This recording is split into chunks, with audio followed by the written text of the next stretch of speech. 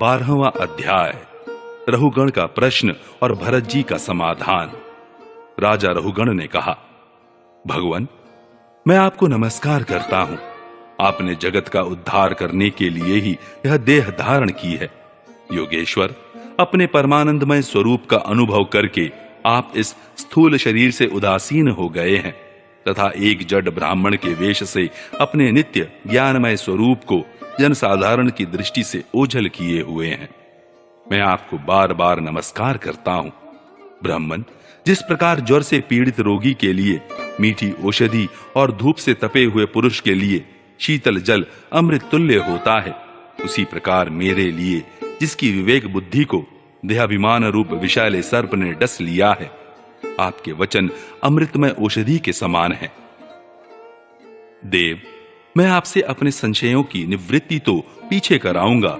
पहले तो इस समय आपने जो अध्यात्म योगमय उपदेश दिया है, उसी को सरल करके समझाइए। उसे समझने की मुझे बड़ी उत्कंठा है। योगेश्वर, आपने जो यह कहा कि भार उठाने की क्रिया तथा उससे जो श्रम रूप फल होता है, वे दोनों ही प्रत्यक्ष होने पर भी केवल व्यवहार मूलक ही है, वास्तव में सत्य नहीं है। वे तत्व विचार के सामने कुछ भी नहीं ठहरते। सो इस विषय में मेरा मन चक्कर खा रहा है। आपके इस कथन का मर्म मेरी समझ में नहीं आ रहा है। जड़ भरत ने कहा, पृथ्वीपते, यह देह पृथ्वी का विकार है। पाषाण आदि से इसका क्या भेद है? जब यह किसी कारण से पृथ्वी पर चलने लगता है, तब इसके भारवाही आदि नाम पड़ जाते हैं। इसके दो चरण हैं। उनके ऊपर क्रमशः टखने, पिंडली, घुटने, जांघ, कमर, वक्षस्थल, गर्दन और कंधे आदि अंग हैं। कंधों के ऊपर लकड़ी की पालकी रखी हुई है। उसमें भी सौवीर राज नाम का एक पार्थिव विकार ही है, जिसमें आत्मबुद्धि रूप अभिमान करने से तुम, मैं सिंधु देश का राजा हूं, इस प्रबल मद से अंधे हो रहे हो। किंतु इसी से तुम्हारी कोई श्रेष्ठता सिद्ध नहीं होती। वास्तव में तो तुम बड़े क्रूर और धृष्ट ही हो। तुमने इन बेचारे दीन दुखिया कहारों को बेगार में पकड़कर पालकी में जोत रखा है और फिर महापुरुषों की सभा में बढ़ बढ़कर बातें बनाते हो कि मैं लोगों की रक्षा करने वाला हूं। यह तुम्हें शोभा नहीं देता। हम देखते हैं कि संपूर्ण चराचर भूत सर्वदा पृथ्वी से ही उत्पन्न होते हैं और पृथ्वी में ही लीन होते हैं। अतः उनके क्रिया भेद के कारण जो अलग अलग नाम पड़ गए हैं, बताओ तो उनके सिवा व्यवहार का और क्या मूल है? इस प्रकार पृथ्वी शब्द का व्यवहार भी मिथ्या ही है, वास्तविक नहीं है, क्योंकि यह अपने उपादान कारण सूक्ष्म परमाणुओं में लीन हो जाती है और जिनके मिलने से पृथ्वी रूप कार्य की सिद्धि होती है, वे परमाणु अविद्यावश मन से ही कल्पना किए हुए हैं। वास्तव में उनकी भी सत्ता नहीं है। इसी प्रकार और भी जो कुछ पतला मोटा, छोटा बड़ा, कार्य कारण तथा चेतन और अचेतन आदि गुणों से युक्त द्वैत प्रपंच है, उसे भी द्रव्य, स्वभाव, आशय, काल और कर्म आदि नामों वाली भगवान की माया का ही कार्य समझो।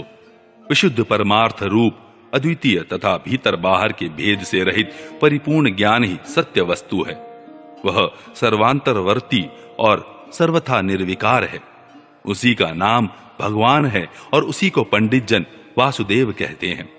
रहुगण, महापुरुषों के चरणों की धूलि से अपने को नहलाए बिना केवल तप, यज्ञादि वैदिक कर्म, अन्नादि के दान, अतिथि सेवा, दीन सेवा आदि गृहस्थोचित धर्मानुष्ठान, वेदाध्ययन अथवा जल, अग्नि या सूर्य की उपासना आदि किसी भी साधन से यह परमात्म ज्ञान प्राप्त नहीं हो सकता।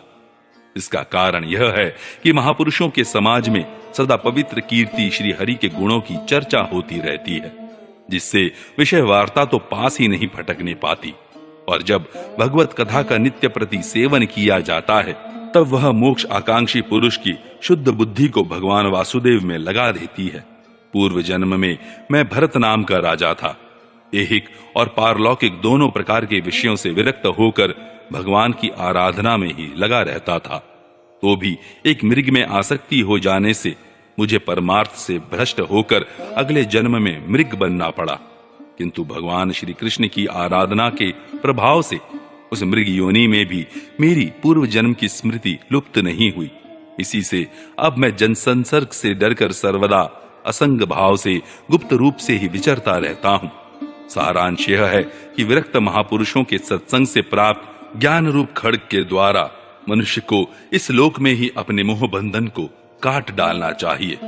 फिर श्री हरि की लीलाओं के कथन और श्रवण से भगवत स्मृति बनी रहने के कारण वह सुगमता से ही संसार मार्ग को पार करके भगवान को प्राप्त कर सकता है।